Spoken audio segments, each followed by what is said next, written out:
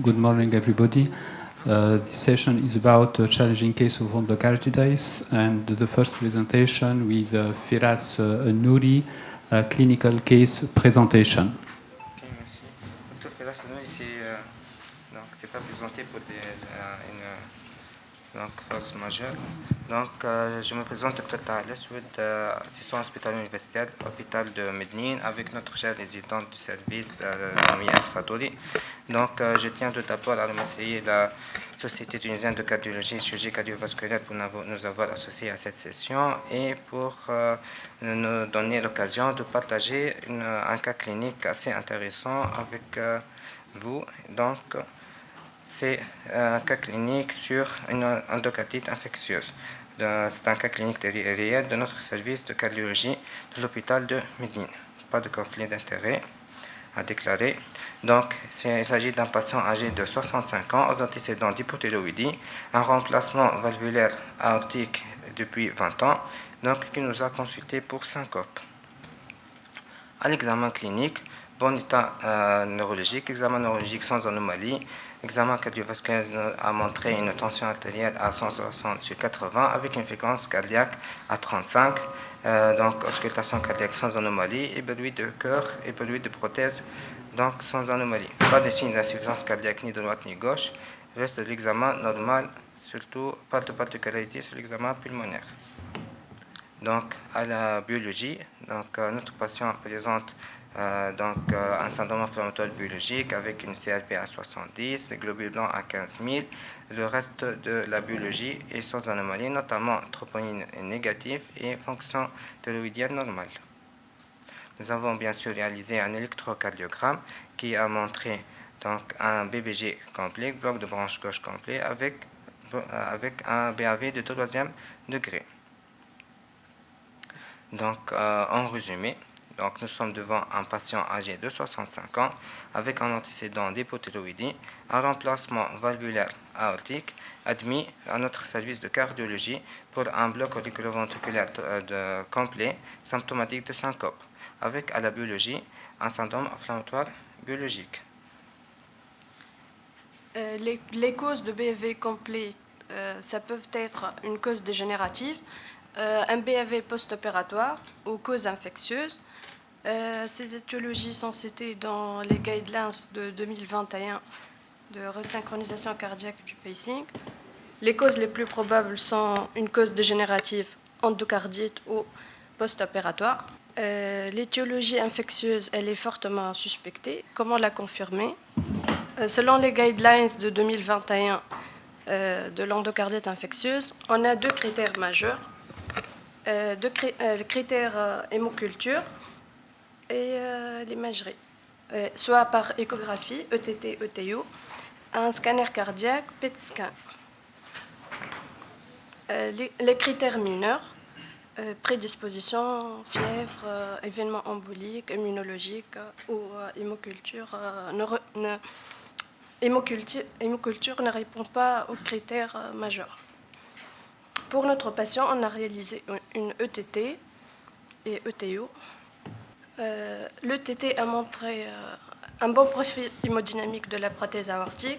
L'ETO a montré que pas d'image surajoutée sur la prothèse aortique en faveur d'une endocardite aortique sur prothèse. Et la valve mitrale, et il y avait deux images échogènes en faveur d'une endocardite sur la valve mitrale et pas de signe de complications d'endocardite. Le reste de l'ETT sans anomalie. On a réalisé 3 séries d'hémoculture revenant positives à Enterocoque fécalis. Donc, en résumé, notre patient est âgé de 65 ans avec un antécédent d'hypothyroïdie, avec comme facteur de risque pour l'endocardite infectieuse une prothèse aortique mécanique en position aortique depuis 20 ans en double ailette, avec comme motif d'admission à notre service un bloc auriculoventriculaire de 3e degré, symptomatique de syncope, avec donc à l'échographie cardiaque des signes en faveur d'endocardite sur valve mitrale. Donc, nous avons retenu le diagnostic d'endocardite infectieuse sur valve native mitrale, accordant, selon les recommandations de la Société européenne de cardiologie de 2023, il y avait 2 critères majeurs: une hémoculture positive à 3 reprises pour Enterococcus faecalis et une imagerie positive pour endocardite infectieuse. C'était une végétation sur la valve mitrale, objectivée par l'échographie transthoracique et transœsophagienne, avec des critères mineurs, c'était la fièvre et l'antécédent de remplacement valvulaire aortique. Donc, selon les recommandations de 2023 de la Société européenne de cardiologie, nous avons 2 critères majeurs et 2 critères mineurs. Ça, c'est un diagnostic positif pour l'endocardite. Donc, les problèmes à discuter à propos de notre patient. Premièrement, la valve, c'était une endocardite infectieuse sur valve mitrale native. Est-ce que le diagnostic est confirmé ou bien on doit pousser encore les investigations? On va voir l'avis de radiologue. Et est-ce qu'il y a une indication chirurgicale pour cette endocardite? On doit prendre l'avis du cardiologue, chirurgien cardiovasculaire. Et à propos du bloc 3e degré symptomatique de syncope dans un contexte d'endocardite infectieuse, donc est-ce qu'il s'agit d'une complication à long terme de remplacement valvulaire aortique? Est-ce qu'il peut être associé à une probable endocardite infectieuse sur la valve aortique qu'on n'arrivait pas à confirmer jusque-là? Est-ce que c'est une coïncidence? C'était un BAV dégénératif donc découvert lors d'une endocardite infectieuse. Est-ce qu'on doit mettre en place un pacemaker? On va voir l'avis de rythmologue. Donc, devant un patient qui présente une endocardite infectieuse, un BAV 3e degré, donc c'est un patient complexe, on doit solliciter l'avis de Heart Team pour staffer ce malade. On doit solliciter le cardiologue interventionnel, le radiologue, le rythmologue, le chirurgien cardiovasculaire et le réanimateur. Et bien sûr, on doit toujours prendre l'avis et l'opinion de notre patient. Donc, je vous remercie pour votre attention et je cède la parole pour la continuité de la session. Merci.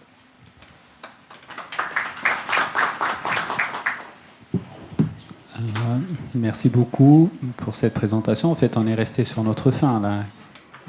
Et après On va poursuivre la présentation. Il y a une continuité après. Donc, tekrar message avec monsieur le professeur Sami Miloshi. Bon, on va garder alors la discussion pour après. D'accord, donc j'invite ma chère amie, Dr Maryam Jeber, qui va parler How to manage heart block in infection endocarditis. Bonjour à tous, je remercie infiniment le bureau de la Société pour l'invitation. Je suis aussi ravie de collaborer avec l'équipe de cardiologie de Medni. Donc, on va continuer toujours avec Monsieur T. Donc, Monsieur T qui a cette fameuse endocardite infectieuse sur valve mitrale et avec un bloc atrioventriculaire complet. Et on va voir la prise en charge. Donc, on va essayer de voir la prise en charge de ce BAV complet chez ce patient dans un contexte d'endocardite infectieuse. Et donc, je pense, pour commencer, tout d'abord, je vais revenir aux bases et à cette coupe que j'aime beaucoup, donc une coupe de la base du cœur, après avoir enlevé les oreillettes, et qui va nous montrer le lien critique, la relation critique entre les valves et le tissu conductif. Et donc, comme vous voyez très bien, donc, il y a la valve mitrale, la valve tricuspide. Vous voyez que la valve antérieure, elle est en rapport avec l'aorte. Le feuillet septal de la valve tricuspide, pareil, il est en rapport avec l'aorte et surtout avec le nœud atrioventriculaire, donc le nœud atrioventriculaire qui se situe à ce niveau-là, au niveau du trigone fibreux, donc en relation étroite, très étroite avec le feuillet septal de la valve tricuspide, mais aussi avec la cospe non coronaire de l'aorte. Les mécanismes, donc vous l'avez très bien compris, ce fameux nœud atrioventriculaire, il est surtout très en rapport avec la valve aortique et aussi le feuillet septal de la valve tricuspide. Est-ce que une atteinte de la valve mitrale peut donner une atteinte du tissu conductif? Ça, on va le voir tout à l'heure. Quels sont les mécanismes de ce bloc atrioventriculaire dans l'endocardite infectieuse? Tout d'abord, il faut savoir que 4 à 10% des patients qui se présentent pour une endocardite infectieuse ont des anomalies conductives, des troubles conductifs, et que le mécanisme, il est souvent secondaire à une complication locale extra-valvulaire, type abcès, un pseudo-anévrisme ou une fistule, mais aussi ça peut être juste une extension de l'infection en dehors de la valve. C'est une extension sans pour autant avoir une complication type abcès ou bien type fistule. Alors, la localisation qui se complique le plus de blocs atrioventriculaires, évidemment, vous l'avez bien compris, vu la relation très étroite anatomique, c'est l'aortique, donc c'est l'endocardite aortique. En deuxième lieu, c'est la tricuspide, et vraiment très rarement, voire exceptionnellement, la mitrale. Alors, je vous montre ici un registre, le registre européen, l'Euro-Endo. C'est un registre qui a été publié en 2019, qui avait inclus 3200 patients qui ont eu des endocardites de 40 pays différents de l'Europe. Et ceci pour vous montrer les anomalies conductives ou les troubles conductifs qu'on peut avoir en cas d'endocardite infectieuse. Donc, les troubles conductifs, ils ont été signalés dans ce registre dans 11,5% des cas, donc c'est pas rare. Un BAV de premier degré dans 8% des cas, un BAV de deuxième degré dans 0,6% des cas, et puis un BAV de troisième degré dans 2,8% des cas. Et comme vous le savez tous, dans les recommandations de la Société européenne de 2023 de l'endocardite infectieuse, un bloc atrioventriculaire compliquant une endocardite infectieuse, évidemment, la première chose à faire, c'est de rechercher une complication locale, type abcès, type anévrisme, ou bien une fistule, ou bien une grosse végétation qui peut, par l'extension de l'infection, peut donner un bloc atrioventriculaire. Et dans ce cas-là, si on a cette complication locale, donc vous le savez, c'est une indication urgente à la chirurgie en classe 1. Alors maintenant, revenons à notre patient. Donc, monsieur T, qui a cette endocardite infectieuse mitrale sur une valve native, est-ce qu'il a... Donc, la première chose à faire, c'est une endocardite sur valve native mitrale, un monsieur qui a déjà une prothèse aortique avec un bloc atrioventriculaire de troisième degré. Donc, la première chose quand c'est dit qu'il y a une complication, donc soit il y a une atteinte, une endocardite sur prothèse aortique associée avec une complication type abcès, un abcès de l'anneau, un faux anévrisme. Donc, on a complété par de l'imagerie, mais je pense que ça va... Je croyais que ça va être présenté avant. Mais pour avancer, il faut qu'on avance sur l'imagerie. Et donc, ça a été fait. On a complété par un PET scanner, un scanner cardiaque. Donc, le PET scanner, il n'y avait pas d'argument. A priori, il y avait une hyperfixation, mais il n'y avait pas quand même d'argument en faveur, parce que je pense qu'il y avait un problème de préparation du patient. Comme il y avait un doute, on a aussi complété par un scanner cardiaque. Le scanner cardiaque, il n'y avait pas du tout d'abcès de l'anneau, il n'y avait pas de pseudo-anévrisme, rien au niveau du trigone. Par contre, il y avait des calcifications au niveau du septum interventriculaire. Alors, est-ce qu'il faut les implanter? Est-ce qu'il faut implanter un patient en BAV complet avec une endocardite infectieuse?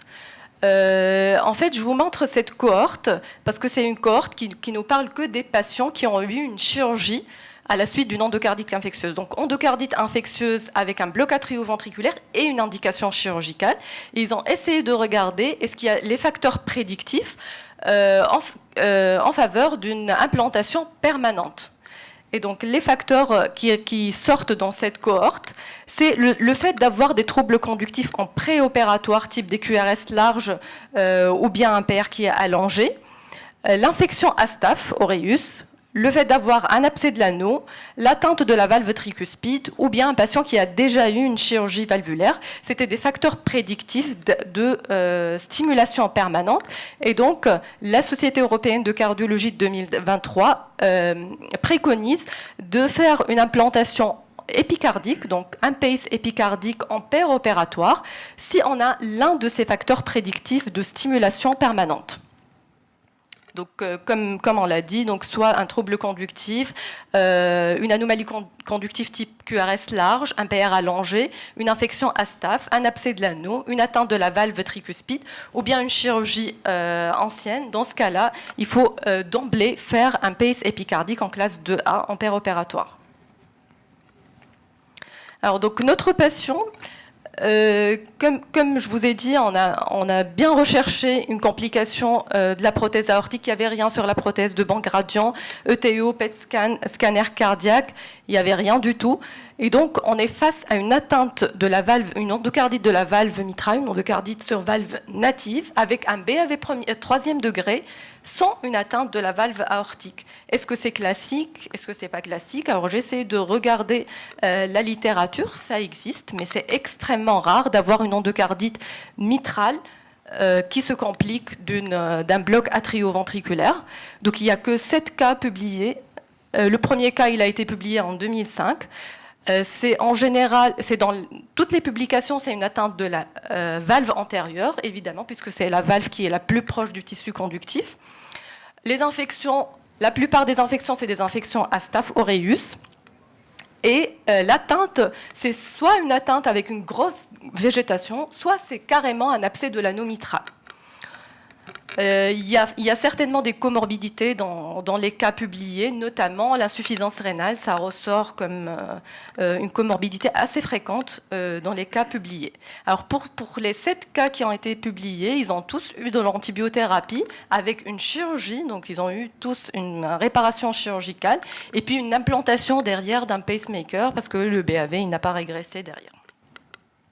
Alors, en fait, l'originalité de notre cas, c'est qu'on est face à une endocardite mitrale compliquée de BAV, mais il n'y avait pas de grosse végétation. C'était une petite végétation qui faisait 7 mm, qui est calcifiée.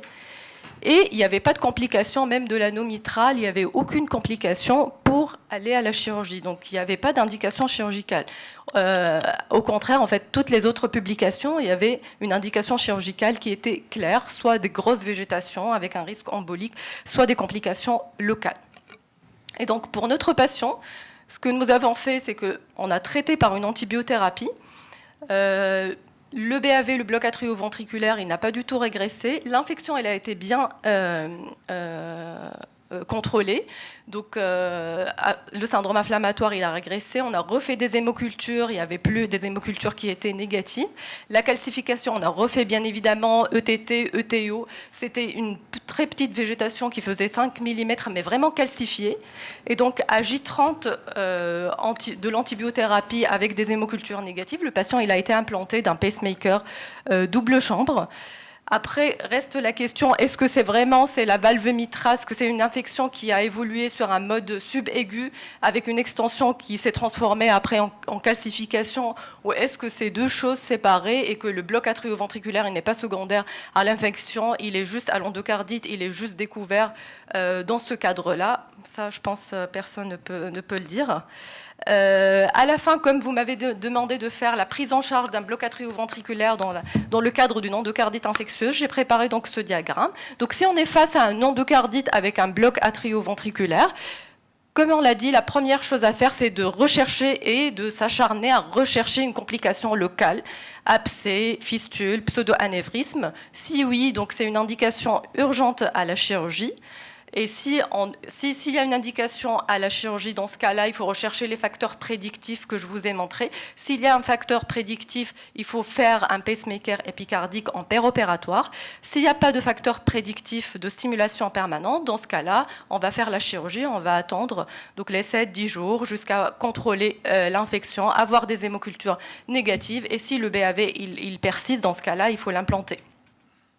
Par contre, s'il n'y a pas d'indication chirurgicale, comme dans notre cas, il faut rechercher autre cause, autre indication chirurgicale que l'indication infectieuse type complication locale, c'est-à-dire s'il y a une indication embolique, une indication d'insuffisance cardiaque. Si oui, on revient donc à la recherche de facteurs prédictifs de stimulation permanente. Sinon, comme pour le cas de notre patient, dans ce cas-là, donc, il faudra évidemment implanter le patient après avoir contrôlé l'infection et après avoir eu des hémocultures négatives. C'est ce qu'on a fait. Et donc, le patient il a très très bien évolué. Voilà. Je vous remercie pour votre attention.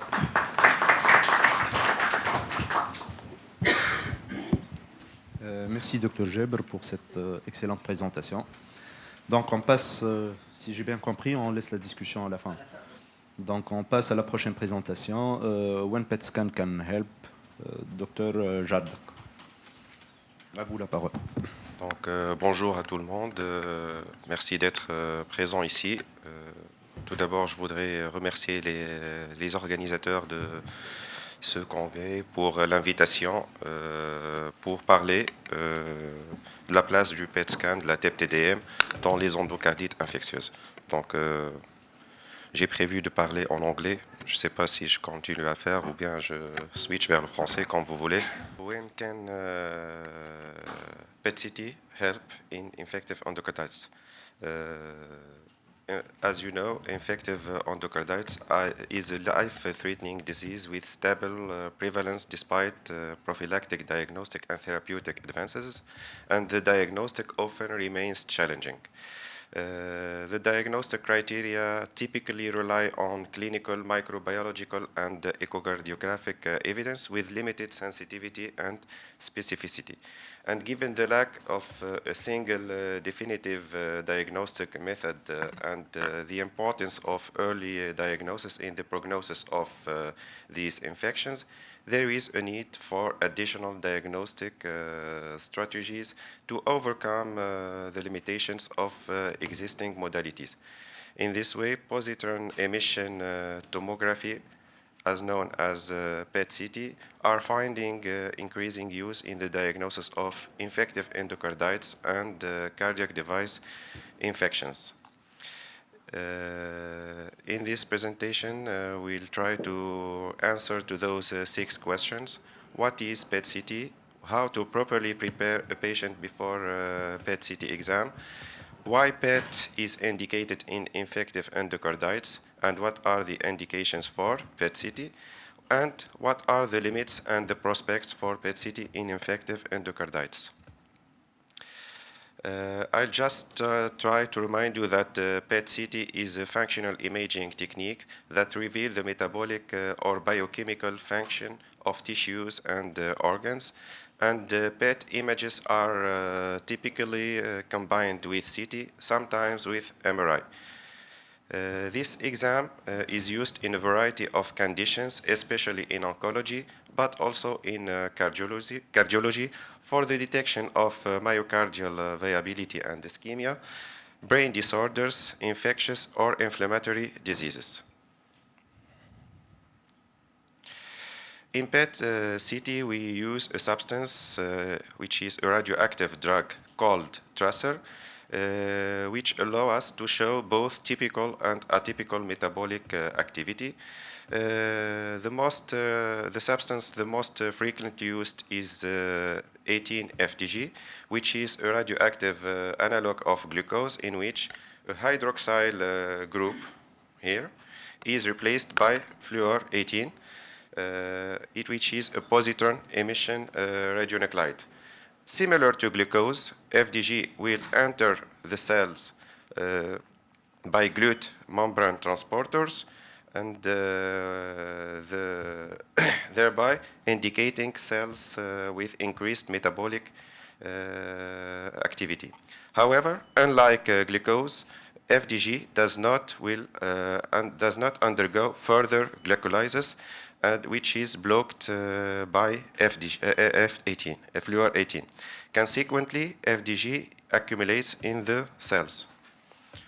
Therefore, the concentration of FDG will reflect the actual concentration of glucose in this tissue, enabling an absolute quantification of its metabolic activity. Owing to this, the higher the metabolic activity of the tissue, the higher the accumulation of FDG and the detected signal on the PET images. Now, if we suspect an infective endocarditis, how to properly prepare a patient before the exam? We should know that there is a diffuse physiological myocardial uptake of FDG, and this physiological diffuse uptake will or can mask a pathologic focal FDG uptake, for example, located on a cardiac valve, thereby inducing false negative.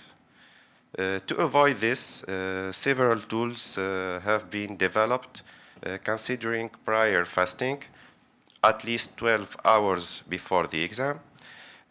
We need to make a high-fat and low carbohydrate diet 1 to 2 days before the exam,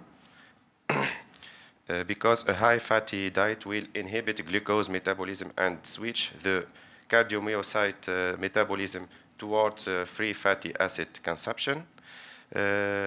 We should avoid physical exertion for the patient.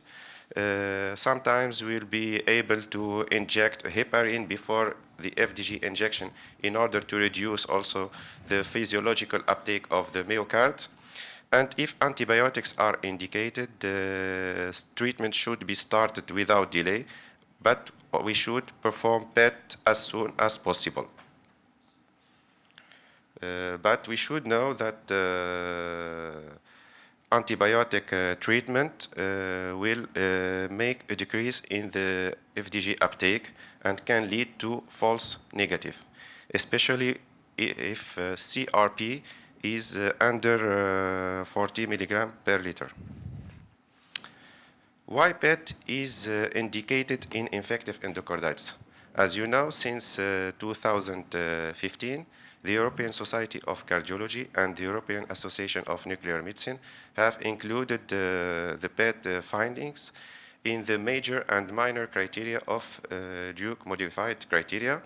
And the International Society for Cardiovascular Infective Diseases has confirmed this inclusion in 2023 in her criteria and recommendation. Many studies, many meta-analysis has focused on these indications, and I found this interesting article published in 2021. In this article, I found also this table who summarized the most principal indication for PET in infective endocarditis. In case of suspected infective endocarditis, FDG PET-CT can be used for two major reasons. It can either directly establish the presence of an infection in the endocardium, or it can find evidence for disseminated infection or portals of entry in infective endocarditis diseases. When the main purpose of PET is to evaluate the presence of infection in the endocardium, there are three main patient groups to differentiate between: those with native valve endocarditis, those with prosthetic valve endocarditis, and those with cardiac device-related endocarditis. Typical features of infective endocarditis on PET consist on focal uptake or heterogeneous uptake on valve or on perivalvular region.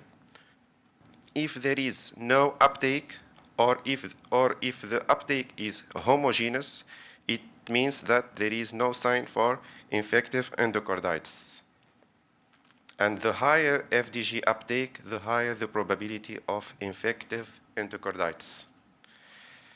Here, the case of a female of 63-year-old with history of aortic valve replacement, who presented with fever and 2 positive blood cultures. The image of PET showed an intense FDG uptake here with the orange arrow. An FDG uptake around the aortic prosthetic valve. The largest meta-analysis that focused on native valve endocarditis found that FDG PET-CT showed a rather poor pooled sensitivity for the diagnosis, while pooled specificity was excellent. And because of its low sensitivity, negative intracardiac findings in PET could not be used to rule out the diagnosis of innative valve endocarditis. However, for most patients, there is an indication to perform PET for detection of disseminated disease, as distant foci can help establishing the diagnosis. Additionally, PET does show evidence for intracardiac infection in this patient, and this is the case of a patient with a high uptake on aortic native valve and in relation with infective endocarditis on native aortic valve. For prosthetic valve endocarditis, PET has both high sensitivity and specificity for intracardiac infection. And the performance of PET are comparable for mechanical and biological prosthetic valve. This is the first case of a true positive infective endocarditis. Donc, we see here the high uptake on mitral prosthetic valve. The second case is a true negative. There is no abnormal cardiac uptake on the prosthetic mitral valve. An interesting third case of a 60-year-old male with history of aortic valve prosthetic replacement. PET images show an intense uptake around the aortic prosthetic valve in relation with prosthetic valve endocarditis, but also show distant uptake between two vertebrae in relation to or with spondylodicitis, and another uptake around along the left anterior tibial artery, suggestive of mycotic aneurysm here. Another case we see here in the left iliac region, a high uptake in relation to a colic cancer discovered on PET, realized in case of suspicion of endocarditis. Increased FDG, in addition, the presence of increased FDG uptake in the spleen and bone marrow, like here, in patients with high likelihood of infective endocarditis, has been shown to be an indirect sign of infective endocarditis. Several studies have specifically investigated the performance of PET for the diagnostic of cardiac device infection, and two recent meta-analyses reported good sensitivity and specificity. Additional explanation for the false negative findings in lead infection include prior antibiotherapy and the small size of lead vegetations. A distinction must be made between cardiac device infection involving the extracardiac components for the device, like pocket, and the intracardiac component, like the lead. Here we can see three cases. The first case, the control has been done more than 2 months after implantation. There is no uptake, no signs for infective endocarditis for cardiac device infections. The second case, when the control has been done less to 2 months after implantation, there is a mild physiological uptake. There is no sign for infection. And the third case, there is a cardiac device infection. We can see the positive and the high uptake on the pocket. Here we can see another high uptake on the extremity of the lead. This means that there is an infection in the extremity of the lead. Another third case who show an abnormal uptake on the pocket, donc cardiac device infection, but also a disseminated uptake in relation to septic emboli in spleen, lung, and muscle. What are now the limits of PET-CT in infective endocarditis? False negatives can be in relation with antibiotherapy started more than 7 days, poor cardiac preparation, small vegetations, subacute infection due to Bartonella, and in the case of brain or kidney septic emboli. False positives can be in relation with recent implantation within 3 months of surgery, surgical staples, movement of patient, the use of bioglue, and the poor cardiac preparation. What are the prospects for PET-CT in infective endocarditis? The use of ECG gating, the use of PET MRI, the use of new specific tracers of bacterial metabolism, the use of PET in the evaluation of therapeutic response at end of treatment, and the recent use of PET-CT angiography that can improve the visualization of valvular thrombi or vegetation, as well as the detection of septic emboli like here. Before to conclude, we should retain that FDG has been included, FDG PET-CT has been included in the major and minor criteria of JUC since 2015. The interpretation reposes on intensity and pattern of uptake, the importance of doing the whole body acquisition to detect if there is a distant septic emboli, the need of good preparation, cardiac preparation. If antibiotherapy is indicated, it should be started without delay, but it can lead to a false negative. Recent implantation without 3 months can lead to false positive. And PET-CT is especially effective in detecting infections in prosthetic valve and implantable cardiac device, and the promising recent use of PET-CT angiography. Thank you for your interest. Donc, bravo, Dr Jardak, pour cette excellente présentation. Donc, après l'avis du rythmologue de médecine nucléaire, donc j'ai le grand honneur d'inviter Dr Arbi, qui va donner l'avis des chirurgiens cardiovasculaires, donc dans le cadre du traitement et prévention de l'endocardite infectieuse. À vous la parole. Bonjour à tous, je me présente, je suis Dr Rihan Barbi, chirurgien cardiovasculaire de l'équipe de chirurgie cardiaque Abdelrahman Memi Aliana. Je remercie le comité d'organisation de m'avoir associé à cette session où on va essayer de présenter le point de vue du chirurgien par rapport au cas d'endocardite infectieuse. Je ne déclare pas de conflit d'intérêts. Pour le chirurgien, l'endocardite infectieuse reste un challenge aussi bien sur le plan décisionnel que thérapeutique. En fait, chaque cas est unique. L'anatomie, elle est différente d'un patient à un autre. La présentation clinique aussi. Et la prise en charge du patient en pré, en per et en post-opératoire pareillement. Donc, pour assurer les meilleurs résultats, chaque étape doit être bien étudiée afin d'assurer un meilleur rendu.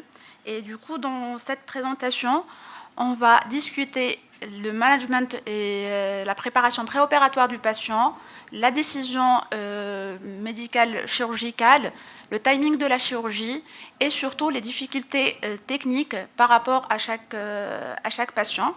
Donc, l'idéal, c'est de bien traiter et de ne pas revenir après et de revoir le patient encore une fois au bloc opératoire.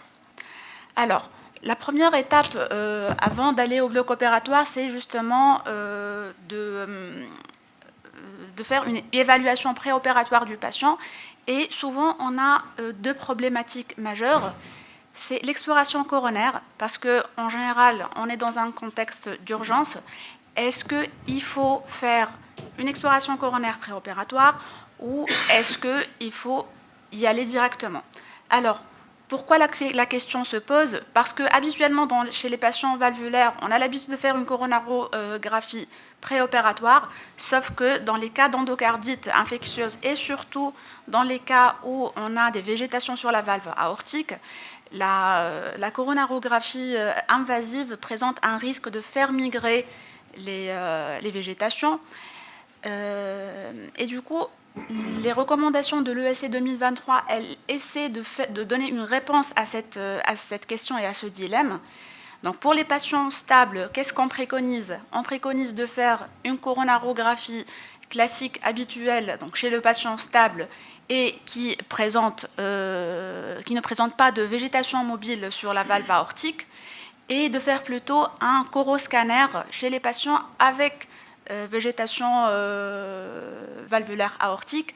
Après, pour les autres patients qui sont un peu moins stables ou qui présentent des végétations, les recommandations de l'ESC, ils sont de niveau 2A et 2B avec un niveau d'évidence C, donc c'est un consensus d'experts. Et là, la décision, elle va de toutes les façons revenir à la endocardite team, si on peut l'appeler comme ça, donc pour décider si on peut prendre le risque d'aller directement au bloc sans faire de coronarographie parce que l'état du patient ne permet pas soit la prise du risque de faire l'exploration, soit d'attendre encore un peu, ou bien s'il faut faire l'exploration, surtout chez les patients qui ont des facteurs de risque en faveur d'une atteinte coronaire. Alors, le deuxième dilemme, c'est les atteintes neurologiques. Alors, c'est des patients qui sont à risque de développer des anévrismes, des faux anévrismes cérébraux, qui peuvent être parlants ou non. Et souvent, il y a un gros risque de saignement péropératoire quand le patient est au bloc, qu'il est sous CEC et qu'il est sous forte dose d'héparine. Donc, qu'est-ce que l'ESC 2023 nous recommande ? Il nous recommande d'aller vers un traitement soit endovasculaire, soit chirurgical, entre guillemets, si la situation le permet. Sinon, on revient toujours à la décision de l'endocardite team dans les situations les plus complexes. Alors, par rapport à la décision de quand je dois opérer mon patient. Alors, c'est vrai qu'il y a certains cas où le traitement médical, il est suffisant. Quand la végétation, elle est petite, quand il n'y a pas une implication hémodynamique de la valve, quand il n'y a pas de complications mécaniques locales, alors on peut traiter médicalement et continuer à évaluer le patient tout au long de son traitement pour voir s'il y a une manifestation ou une complication qui se présente. Sinon, on est parfois amené à opérer le patient en urgence. Et les situations d'urgence sont, grosso modo, elles appartiennent à 3 catégories. C'est soit les indications hémodynamiques, c'est des patients qui vont présenter soit un choc cardiogénique ou qui vont altérer de façon un peu moindre leur état hémodynamique. Et cette altération, elle est soit due aux complications mécaniques, donc soit une fuite valvulaire importante, une grosse végétation qui va créer une sténose importante et qui va donner en conséquence, par exemple, un œdème pulmonaire, soit ce sont les effets systémiques d'une infection qui est mal contrôlée par le traitement médical. La troisième indication de la prise en charge urgente, c'est évidemment les emboles. Donc, ce sont des végétations de plus de 10 mm qui vont migrer et qui vont donner différents événements emboliques. Alors, sur ce diagramme, on a une description des grosses urgences chirurgicales, donc à savoir le choc cardiogénique, les complications locales, à savoir les abcès, les faux anévrismes les grosses végétations de plus de 10 mm de taille. Alors, une fois le patient est arrivé au bloc opératoire, c'est au chirurgien de décider de sa conduite devant ce patient. Et la première question qui se pose à nous, alors classiquement, c'est une valve qui devient éventuellement incompétente, soit par une atteinte des feuillets, soit par une atteinte de l'anneau sur un abcès ou sur une fistule. Et souvent, on est amené à remplacer la valve. Alors, se pose la question, quel type de prothèse je vais utiliser dans cette situation? Alors, le choix, il est assez large entre les valves mécaniques.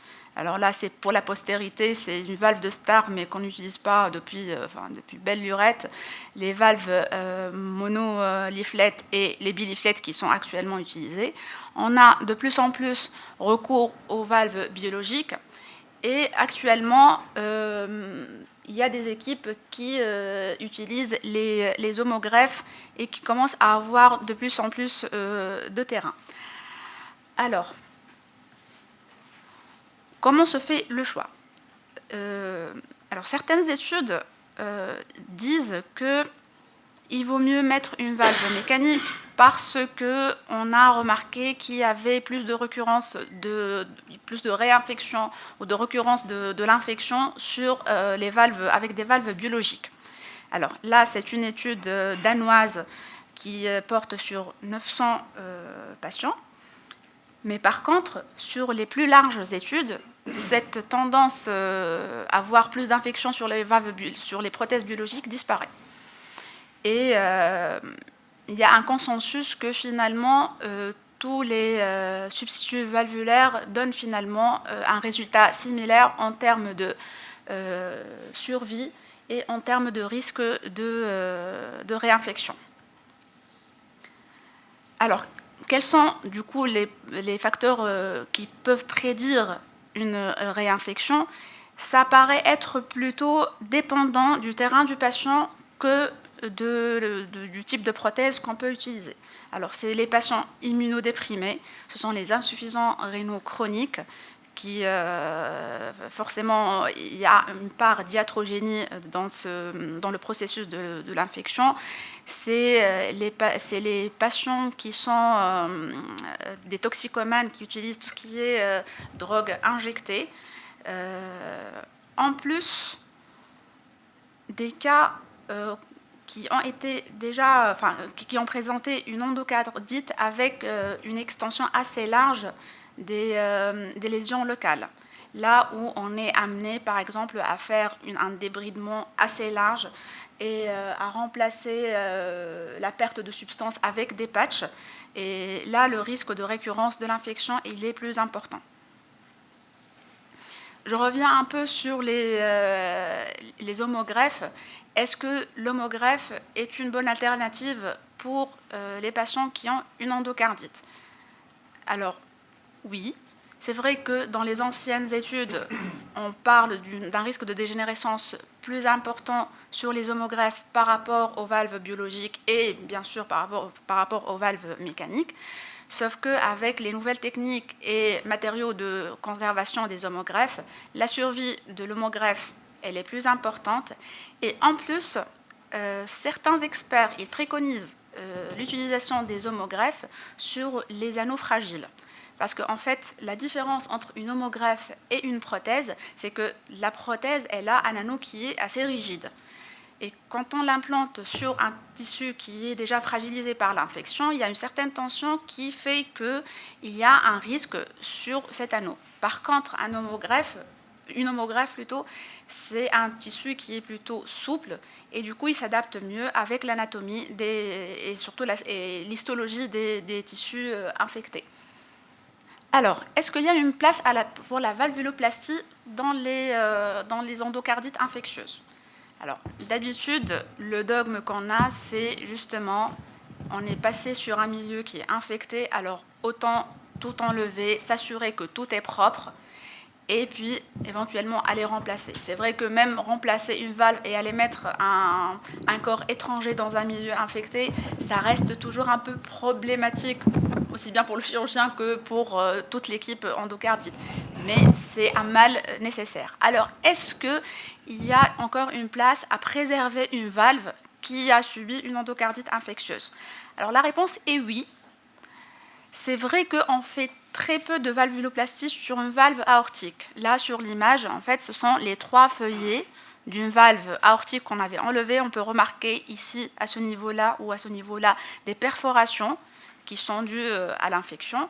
Alors, il y a certains chirurgiens qui préconisent ce qu'on appelle la technique d'Ozaki, où ils vont réséquer le feuillet qui est malade et le remplacer par un néofeuillet qu'ils ont fabriqué à partir du péricarde. Donc on découpe la forme du feuillet et on va la réimplanter à la place de l'ancien ou tout simplement aller mettre un patch pour fermer cette perte de substance. La valvuloplastie, on en parle beaucoup plus dans les valves mitrales et dans les valves tricuspides. Alors, ici, je vous présente une photo réelle. On peut remarquer cette végétation à ce niveau-là, sur la valve mitrale. Alors, c'est une vue à travers l'oreillette gauche. On a les deux écarteurs, on voit bien cette végétation qu'on va venir réséquer à sa base. Donc là, c'est la pièce opératoire. On a réséqué à la base, on a enlevé la végétation et le tissu valvulaire, et puis on a colmaté par un patch. Et ainsi, le patient il a pu garder sa valve native, qui par ailleurs était indemne de lésion. Pareil, ici, la vue, en fait, on a fait une transection de l'aorte, donc on est en train de regarder à travers l'aorte. Vous allez remarquer là, cette grosse perte de substance à ce niveau-là, qui s'étend vers la valve mitrale. Donc on est dans la continuité mitro-aortique, et là, pareil, on a utilisé un patch pour colmater cette perte de substance. Alors, après, pour s'assurer que la chirurgie de notre endocardite, que c'était un succès, il y a en fait 4 règles à respecter. Alors, idéalement, réparer. Il vaut mieux réparer que remplacer, mais il vaut mieux remplacer que faire une mauvaise réparation. Donc, c'est ça l'idée, réparer si on peut réparer et qu'on maîtrise, sinon aller vers le remplacement. En attaquant une endocardite infectieuse, il faut toujours préparer son plan A, mais toujours avoir un plan B derrière, parce qu'on n'est jamais... on ne peut jamais être sûr qu'il n'y a pas de surprise qu'on peut découvrir en péropératoire. Il faut être radical, il faut être sûr d'avoir enlevé tous les tissus nécrotiques et infectés. Il faut toujours essayer d'utiliser au maximum du tissu autologue quand on est parti sur de la réparation. Alors, je vais revenir un peu sur cette histoire de mauvaise surprise post-opératoire, péropératoire. Alors, ici, c'est des pièces post-mortem, évidemment. Et ce qu'on peut voir ici, ce sont des abcès de l'anneau qui ne sont pas fistulisés. Alors, le problème, c'est que, en général, quand on va remplacer la valve, notre passage des points, il risque de se faire dans cet abcès, et du coup, les points, ils ne vont pas avoir un ancrage qui est assez solide. Donc ici, c'est une image péropératoire, c'est une prothèse mitrale qui, a priori, c'est un patient qui a eu un remplacement assez récent. On voit bien que l'anneau à ce niveau-là n'a pas été envahi par l'endocarde. Et puis, on voit les points ici qui sont déhissants avec une fuite paraprothétique. Et effectivement, il y avait un abcès de l'anneau qui en cause, et on était amené à réopérer le patient rapidement. Donc, je ne vais pas m'attarder sur les complications rythmiques qui ont été très très bien présentées par notre confrère Dr Geber. Donc, les recommandations chez les patients qui vont présenter des troubles du rythme, c'est d'implanter idéalement un pacemaker avec des sondes épicardiques et non pas intracavitaires.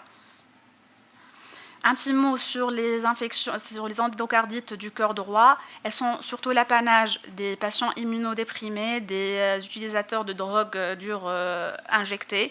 C'est souvent un staph doré ou un entérococcus. Le risque embolique, il est très important, et en plus du risque de récurrence.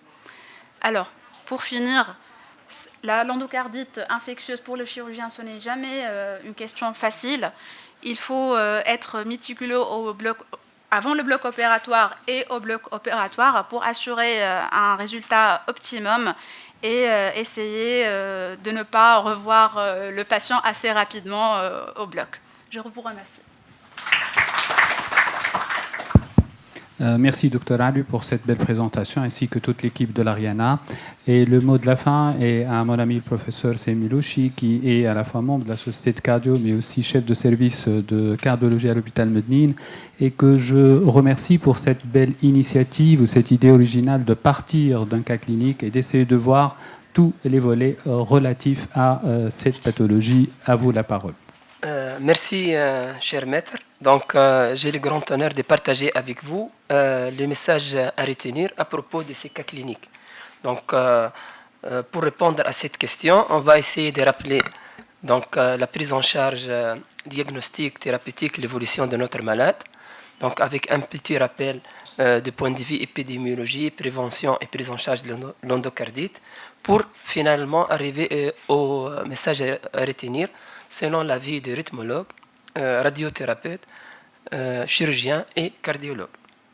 Donc, pour notre malade, donc, juste un rappel, il s'agit d'un malade âgé de 65 ans, antécédent d'hypothyroïdie, donc remplacement valvulaire aortique depuis 20 ans.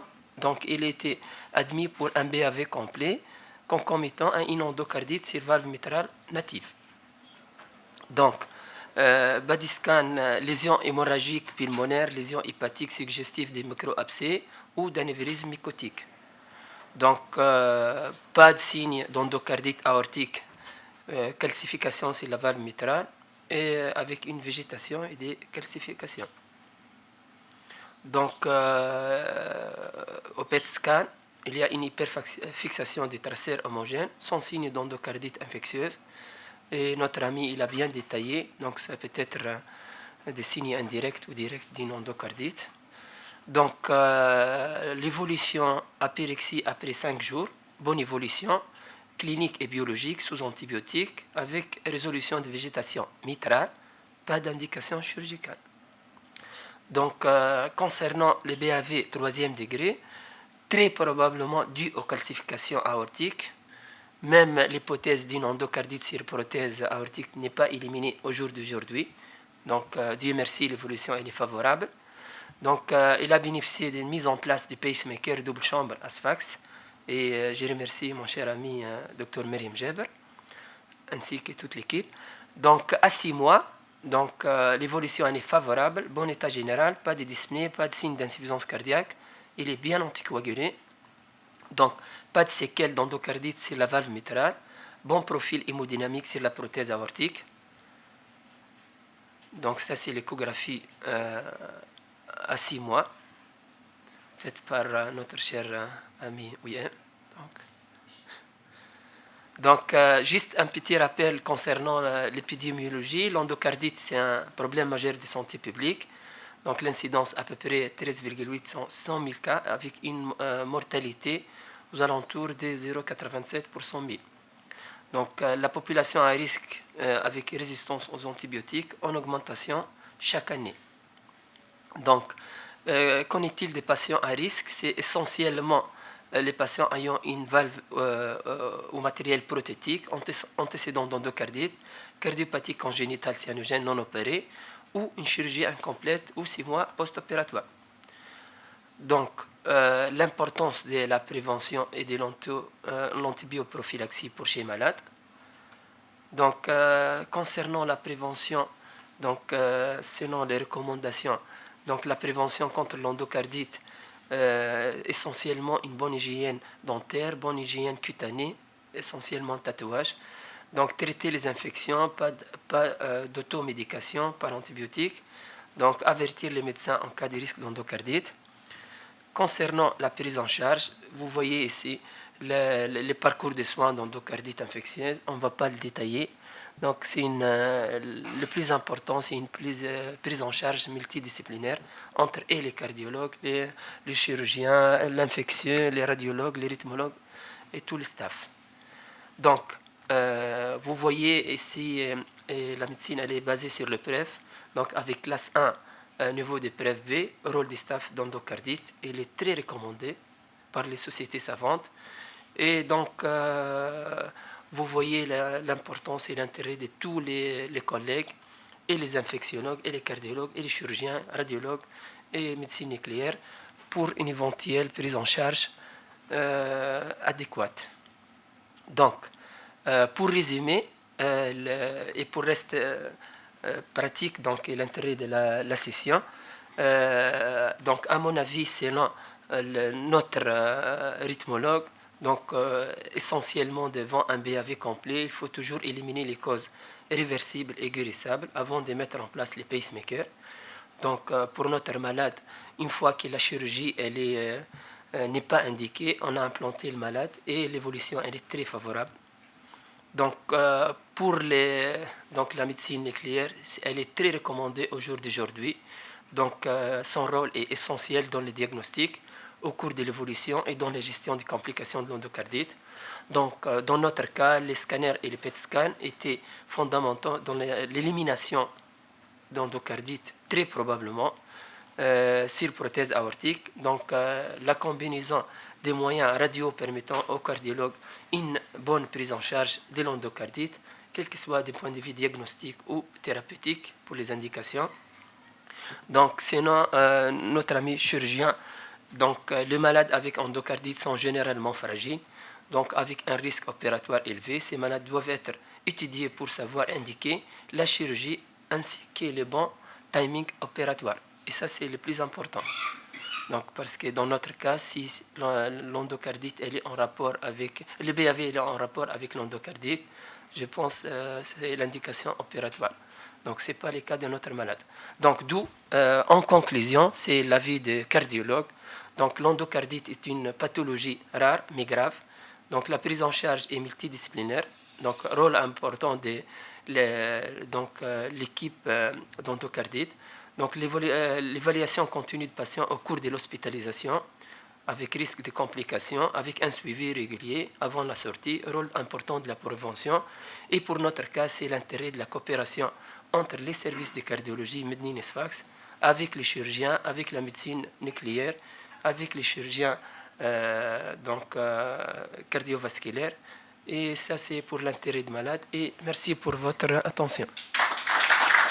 Merci beaucoup, Semi. On va maintenant passer à la discussion. On a encore 10 minutes pour pouvoir discuter. Je ne sais pas s'il y a des questions à l'assistance. Et on va aller en fait par ordre. Premièrement, par rapport à la présentation clinique, est-ce qu'il y a des questions ? J'ai vu que vous avez incriminé parmi les étiologies, je ne sais pas que c'est qui avait présenté, vous avez dit que entre autres c'est le remplacement valvulaire, mais c'est un remplacement qui datait de une vingtaine d'années. Alors là, le BAV post-opératoire ou PR opératoire, on peut s'en rendre compte, mais je ne pense pas qu'après 20 ans, mais c'est plus en fait, comme vous l'avez démontré à la fin, c'est la présence de calcification qui était à l'origine de ça.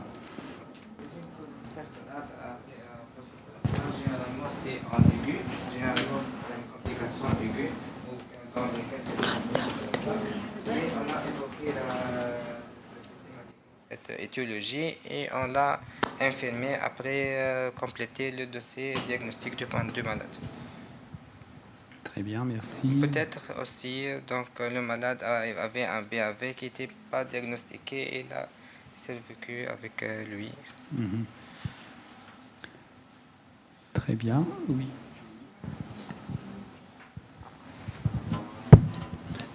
Merci pour le comité d'organisation et pour vous, Semi, de nous avoir associés à cette session.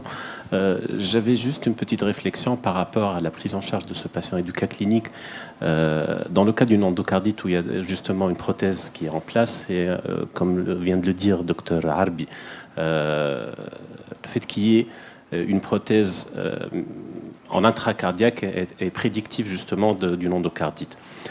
Dans ce cas-là bien particulier, vous aviez une endocardite compliquée d'un BAV. Et vous avez directement pensé à justement mettre un pacemaker.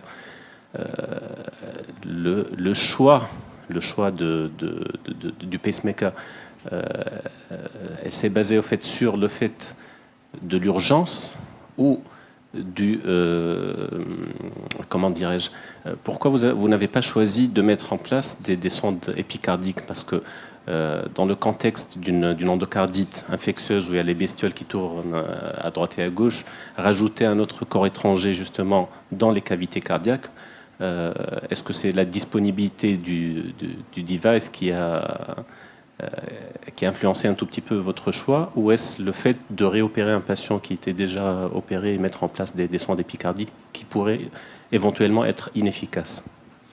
En fait, donc je vais répondre à la moitié de questions. Donc, concernant l'indication des PACE, c'est après plusieurs staffs entre les cardiologues et l'avis CIMED pour c'est une endocardite mitrale, prothèse aortique, BAV. Donc on a essayé de chercher avec les cliniques et la radiologie, le PET scan, est-ce qu'il y a une association entre endocardite sur prothèse aortique et le BAV. Et là, c'est l'indication opératoire. Donc après, on a décidé les pacemakers. Concernant le type de pacemaker, je vais donner la parole à Dr Myriam pour... Je suis tout à fait d'accord que c'est une question qui est vraiment pertinente. Mais bon, comme il n'y avait pas d'indication chirurgicale, on ne voulait pas réintervenir pour mettre un épicardique. Comme vous le savez aussi, par rapport au sang d'épicardique, j'ai souvent des problèmes de seuil qui est très élevé et qu'à chaque fois, je suis obligée de mettre des sangs en endo. Donc franchement, comme il n'y avait pas d'indication opératoire et que l'infection était bien contrôlée, il y avait des émoques négatives, un syndrome inflammatoire biologique qui était négatif aussi, on a plutôt préféré de mettre des sondes en endo. Moi, je crois qu'une fois le cap infectieux est dépassé, que tous les paramètres infectieux sont contrôlés, je pense qu'il faut mettre l'endocavitaire. Le pace épicardique, c'est en cas de chirurgie cardiaque. Là, on peut, disons, si on opère à la phase aiguë infectieuse, là, pour éviter, disons, de mettre du matériel en intracardiaque, oui. Mais une fois le cap infectieux est dépassé, je crois que ça rejoint tout trouble conductif chez un patient qui ne pose pas de problème infectieux. Sauf que d'ailleurs, dans l'algorithme que vous avez présenté, vous avez dit que tant que c'est contrôlé, en fait, s'il n'y a pas d'indication chirurgicale, on traite le problème infectieux. Mais si la période va être quand même prolongée, et le malade il est en BAV, à ce moment-là, c'est vrai qu'il y a l'alternative de mettre l'épigastrique. Sauf que c'est un rédux. Et là, c'est encore plus compliqué, parce que dans ces cas-là, ça doit être fait plutôt par une mini-thoraco. Bien sûr, on ne peut pas faire la voie habituelle pour faire ça. C'est vrai qu'on a un problème de seuil avec ces sondes-là, et bon, à chaque fois, on fait en opératoire ensemble le test pour voir si ça marche bien, mais dans des situations, je pense qu'on va être obligé de faire, ce qui n'est pas le cas donc pour ce cas-là. Yes, thank you everyone. My French is rusty, so bear with me. Excellent session. Going back to the patient, couple of questions. What was the decision process regarding the pacing at the beginning, right? Because he ended up with a permanent pacemaker. Was he managed with transvenous spacer till they get the blood culture is negative? What was the thought process with that? And the other question, this patient was Enterococcus faecalis, right? The organism. Yeah, was he underwent any screen for colonoscopy, looking for the source, giving the association between malignancy in case of Enterococcus faecalis with Enterococcus endocarditis? Thank you. Alors pour la stimulation temporaire, il n'y avait pas eu d'indication à mettre parce que le patient il était vraiment stable, il n'a même pas nécessité de mettre un traitement médical, donc on l'a implanté après contrôle de l'infection directement. Il n'y avait pas besoin de mettre une sonde de stimulation. There is no need to make electro-entertainment sound. Lead. Yes. Yes. Yes. As for the germ Enterococcus faecalis showed in the some blood samples, we performed a body scan which did not show any malignancy in the abdominal stage. No update. No. Bon, maintenant pour le PET scan, Dr Jadar, excellente présentation. Et maintenant, on a l'avantage d'avoir cet examen dans différents centres, sauf que dans la pratique, il est rare de demander ça, hein, au moins nous, dans notre contexte. Je ne me rappelle pas qu'on a eu des cas. Il faut peut-être s'y mettre, peut-être pas pour tous les malades, mais quels sont éventuellement les cas, éventuellement litigieux, dans lesquels où il va falloir demander cet examen-là. Merci, professeur Flecha, pour la question. Bon, c'est vrai que pour nous, à Sfax, il y a vraiment quelques peu de cas qui ont été faits dans le cadre de l'endocardite infectieuse. C'est vrai que c'est surtout dû à un problème de prise en charge auprès des caisses de sécurité sociale, parce que pour le moment en Tunisie, le PET scan il n'est pris en charge que pour les cas de carcino. Donc, même les rares cas qu'on a fait, c'était vraiment on s'est débrouillé pour les faire. Pour les indications, bien la valeur ajoutée du PET dans l'endocardite, donc pour le cas des valves natives, comme je l'ai tout à l'heure dit dans la présentation, il y a cette vraiment sensibilité médiocre pour les valves natives pour la détection des endocardites, qui est due surtout à la petite taille des végétations souvent rencontrées dans les endocardites sur valves natives, mais aussi sur la composition de ces végétations qui sont surtout faites de tissus fibreux qui ne captent pas très bien le FDG, le produit qu'on injecte. Donc, c'est pourquoi il y a cette mauvaise sensibilité. Pour notre patient, on n'a rien vu sur la valve mitrale, il n'y avait aucun métabolisme pathologique, d'autant plus que le patient, quand il a fait son PET scan, il était à J17 d'antibiotiques. Donc, l'antibiothérapie diminue davantage la sensibilité de l'examen. Pour les valves natives, donc, l'intérêt, c'est surtout rechercher une porte d'entrée éventuelle ou bien des foyers septiques, d'emboles septiques à distance. Pour les valves prothétiques, si l'examen il est fait à distance du remplacement valvulaire plus que 3 mois, donc normalement on ne doit pas avoir ce métabolisme pathologique, ou bien si on va le voir, ce sera homogène autour de la prothèse. Sinon, si c'est focal ou bien c'est hétérogène, c'est très pourvoyeur, c'est très en faveur d'endocardite infectieuse.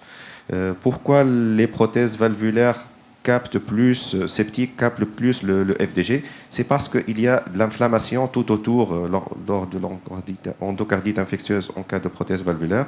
Il y a cette inflammation tout autour de la prothèse. Il y a ces abcès qui peuvent se former et qui captent très intensément le FDG. C'est pourquoi la sensibilité dans ce cas-là, elle est nettement meilleure qu'en cas de valve native. Je ne sais pas si j'ai bien répondu à la Oui, question. Dr Arbi. Est-ce qu'il y a une place au PET scan dans le contexte d'urgence? Oui, justement, justement, les recommandations disent qu'il faut faire la TEP dès la suspicion d'endocardite, surtout si les autres examens, les autres modalités d'imagerie n'arrivent pas vraiment à confirmer le diagnostic. En cas d'échographie, par exemple, litigieuse ou bien négative, et en cas de forte suspicion clinique, il faut aller faire la TEP rapidement, même si on a déjà commencé l'antibiothérapie. Très bien, merci. Une question, oui. Est-ce que le PET permet de déterminer s'il s'agit de panus, thrombus ou végétation sur une valve? Est-ce qu'il peut aider à trancher? Pour le moment, dans la majorité des centres, on fait un examen TEP couplé à un scanner non injecté. Donc, un scanner non injecté ne permet pas de faire la différence entre panus, entre végétation et et thrombus. Voilà. Donc, s'il y aura un métabolisme pathologique, on n'arrive pas à faire la part des choses. Maintenant, mais dans quelques centres, il y a l'utilisation de la TEP couplée à l'angiographie, au scanner injecté, à l'angiographie. Ça pourrait, dans certains cas, faire la part des choses, aider à faire la part des choses entre ces différentes formations. Très bien, merci. Une dernière question pour la chirurgie, pour être à temps. Est-ce qu'il y a une question de Merci, Dr Cheikha. Moi, concernant la chirurgie dans un contexte endocardite, je pense qu'il y a deux questions épineuses. La première, c'est en présence de complications neurologiques à type d'embole septique ou de faux anévrismes. Là, la discussion reste toujours ouverte et les controverses sont toujours là concernant l'opérabilité, oui ou non, le délai opératoire.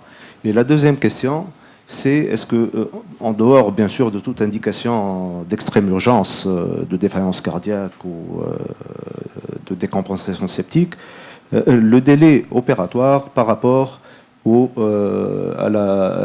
au délai d'antibiothérapie déjà instauré. Parce que pratiquement nous tous les chirurgiens préférons opérer l'endocardite après quelques jours d'imprégnation antibiotique pour éviter la décharge septique et la décompensation septique périopératoire. Donc les deux questions, moi je pense que on n'arrive pas à répondre à ces... En absence d'urgence hémodynamique, c'est 7 jours d'antibiothérapie pour aller vers la chirurgie, pour une dévégétation. Si la situation l'autorise, oui. Si le malade tolère ce délai d'attente. Et même la taille des végétations. 7 jours en dehors d'une urgence vitale ou bien hémodynamique, bien sûr. Et surtout aussi le timing par rapport aux problèmes neurologiques, c'est un sujet vraiment difficile. Juste rapidement, dernière question à Dr Arbi. Bon, tu as parlé un peu de tout. Juste pour la tricuspide, quel geste est l'indication? Parce que là, pour la tricuspide, on n'est pas aussi agressif que les autres valves. Quand faut-il opérer et quel geste faut-il faire? Merci. Pour la tricuspide, j'ai l'impression que c'est équipe dépendant. Il y en a certains qui favorisent plutôt tout ce qui est geste de plastie, si on peut réparer la valve. Si les dégâts ils sont très importants, on ira plutôt vers un remplacement. Ceci dit, il y a toujours un terrain qui est un peu spécial pour les patients qui vont faire des endocardites du cœur droit. C'est généralement des immunodéprimés.